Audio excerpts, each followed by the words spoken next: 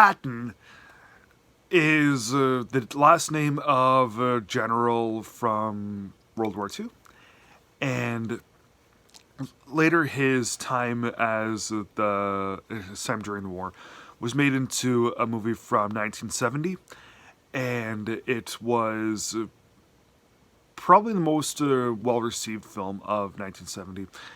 There's this, and there's Jack Nicholson's Five Easy Pieces, which was also really, really highly acclaimed.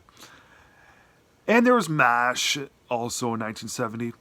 But Patton, I would call better than all those. It won most of the Oscars that year, including one for George C. Scott, even though he flat out refused it. But I would say that this was really well worthy of everything.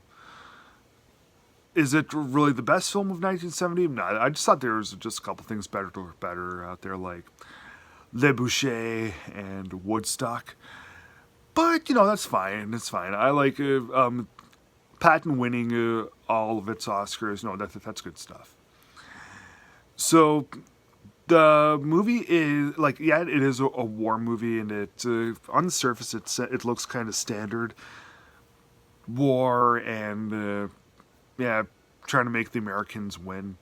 But I did think that the movie tried to look more detailed into what goes on behind the wars.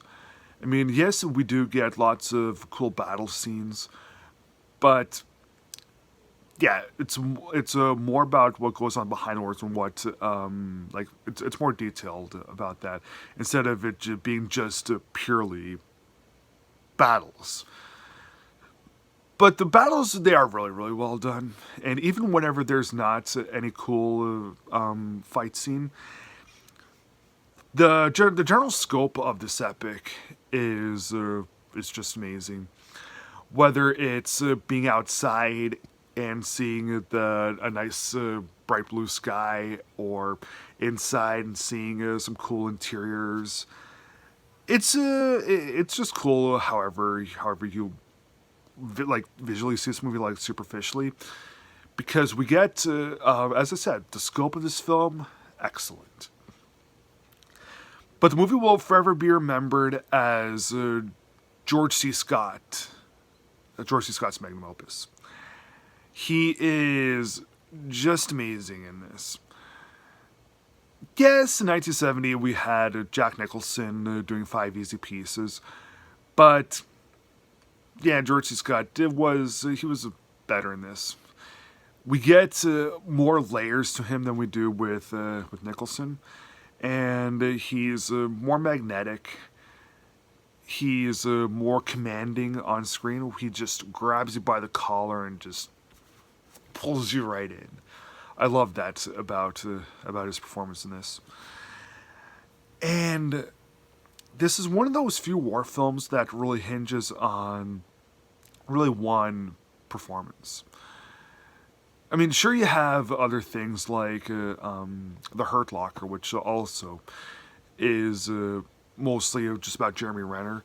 But with Patton, it's less about the battle scenes and more about George C. Scott as General George S. Patton.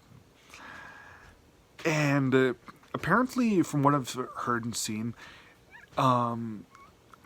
George C. Scott is dead on as Patton, and it's just brilliant. It's just brilliant. I loved it. So, yeah, this movie is very much like okay. I would call Patton the American equivalency. Well, maybe not equivalency, but the American version of Lawrence of Arabia. Similar storyline, similar, not really enigmatic, but similar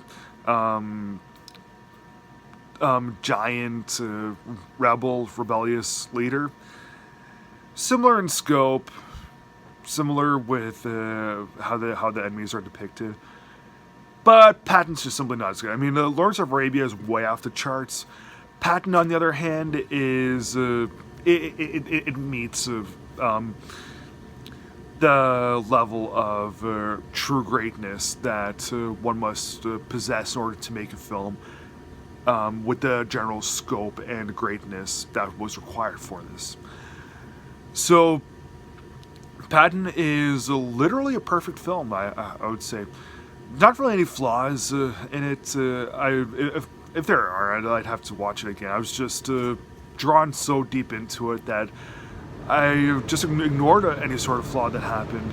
That's why I would say that it probably is a perfect sort of film.